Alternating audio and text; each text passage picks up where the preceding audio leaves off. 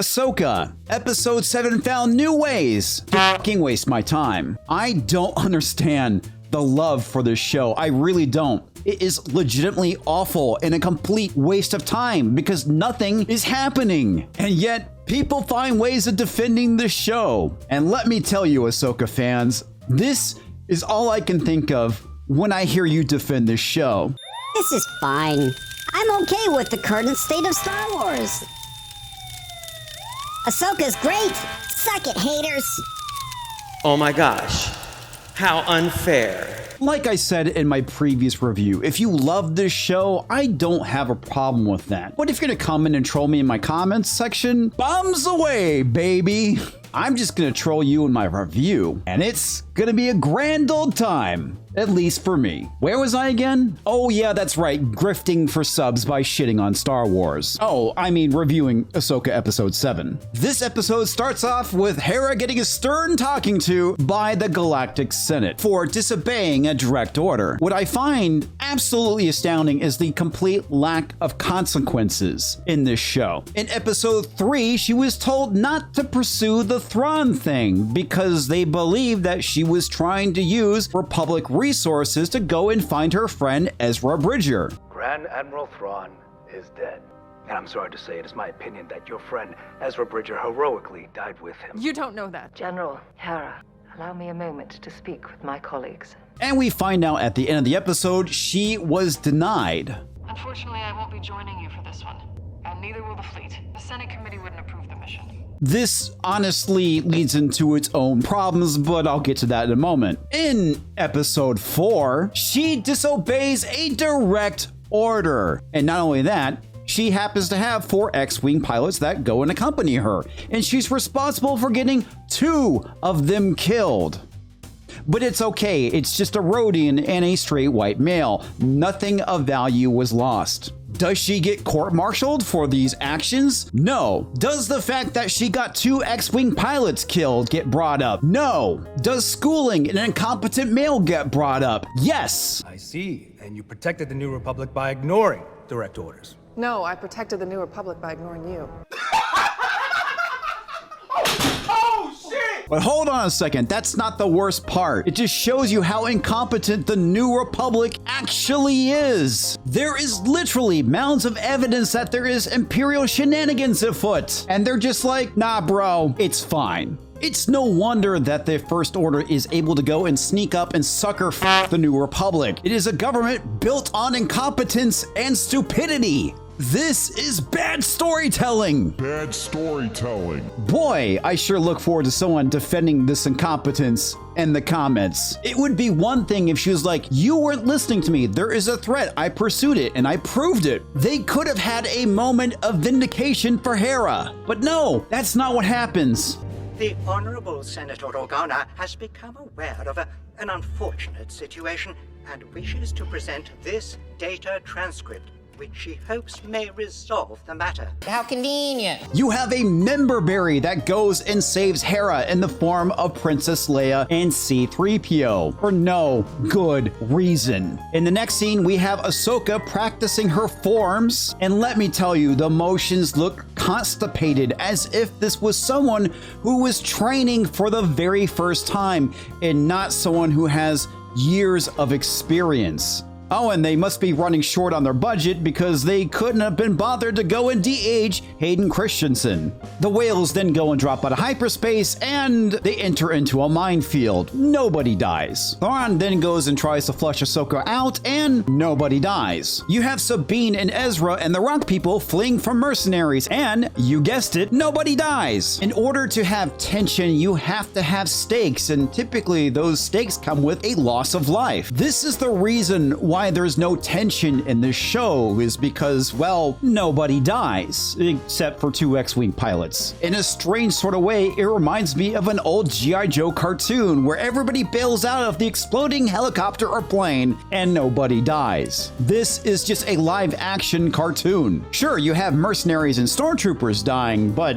nobody on the good guy's side, which ultimately makes all this feel absolutely pointless. Even in Return of the Jedi, we saw cute little Ewoks stakes getting slaughtered by stormtroopers. You know why? It's to show that there are stakes to the battle. If the rebels lose, people are going to die. All these battles feel like is just an inconvenient speed bump. There are no actual consequences, and that's a huge issue. Without these level of stakes, the audience is going to fail. Hello, cat. Interrupting again, I see. Manny has timing. This is what happens when I leave the door open when I record. Okay, where was I? Oh yeah, the audience. If there isn't a looming threat of failure on the part of the main characters, then the audience is not going to buy into the fact that if they fail, people are going to die or there's going to be severe consequences as a result. This isn't just an issue with this episode, but it's the entire series as a whole. A really good example of a movie that pulls this off is Serenity. And after Wash dies, all bets are off. And when I was in the theater watching this for the first time, I was like, oh shit, they are screwed. Now, obviously, this is an extreme example of what I'm talking about when it comes to building tension. A good example of this is back in episode 6 with the fight with Sabine and the mercenaries. It never feels like her life is actually in danger. It just comes off as an inconvenience. But a woman whose life is in peril? I never. It's the reason why the fight between Ahsoka and Baylan in episode 4 feels real, because he's actually besting her. But those moments are few and far between. Next, we have Sabine catching up with Ezra, where we get more Star Wars referencing Star Wars. Still trying to process everything you told me. The Empire was defeated. Battle of Endor. The Emperor died. That's what people say. The bad guys show up, a fight breaks out, and nothing of consequence actually happens. Ahsoka shows up, and the bad guys promptly run away, and Thrawn declares it a victory. These are unfortunate, but acceptable losses given the absence of Lord Baylan. In the grand scheme of things, one might even call this first match with Tano a success. What? Even Morgan is like, are you fucking high? This is dumb. Thrawn's explanation of why it was a victory even though it was a complete failure is the fact that they were distracting them while they're loading up the Star Destroyer so they can go and take off, except for the fact that they're nowhere near the fucking Star Destroyer. This is completely asinine. It would be one thing if they were actually heading to the Chimera, but they weren't. They were literally running away. And no, they weren't trying to distract them. Bad storytelling. They were trying to kill them. This was established in the previous episode. And the battle climaxes with Shin Hati showing up and Ezra and Sabine are surrounded, and Ezra's like, oh wait, don't you want to take us prisoner? Destroy them. Wait. We could talk. Don't you want to take us as prisoners?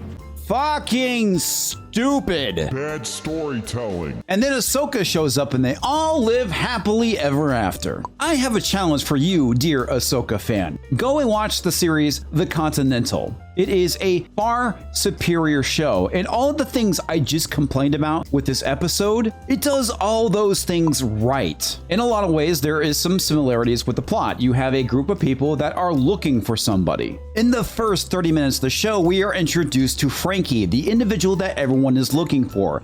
We know who he is and why people are looking for him. We don't get this with Thrawn. In just a mere 1 hour and 30 minutes, we have an entire story that is told. We have 7 episodes of Ahsoka, and we have absolutely nothing. No scenes in the first episode are wasted. It has a beginning, a middle, and an end, which is the fundamentals of storytelling. The action feels real. The world feels real. It literally has everything that the modern audience should want in a show. It has diversity, and it's not forced. It actually feels natural. And these characters actually feel like people rather than caricatures. You have a fight between a woman and a man that is 3 times her size, and the fight feels real. You can tell that this woman is actually fighting for her life and is using everything at her disposal to go and defend herself. She gets tossed around because the physical strength between men and women are vastly different. But she uses her guile and the environment to ultimately win the fight.